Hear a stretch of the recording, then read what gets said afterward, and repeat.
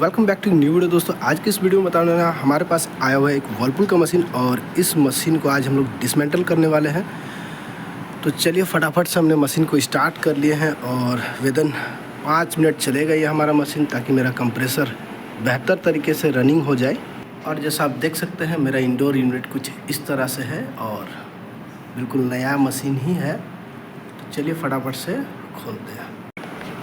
सबसे पहले जिस चीज़ से मेरा गैस डिस्चार्ज होता है हम उस चीज़ को पहले एलेंकी से बंद कर देंगे और बेहतर से टाइट कर देंगे। और कुछ देर के बाद देखिएगा कि मशीन का जो मेरा आवाज़ जो है वो चेंज हो जाएगा और उससे मेरा पता चल जाएगा कि गैस मेरा कंप्रेसर में स्टोर हो चुका है।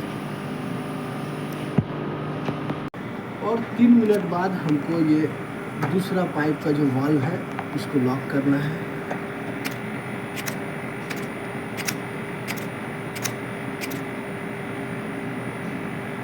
और मशीन मेरा हो गया लॉक।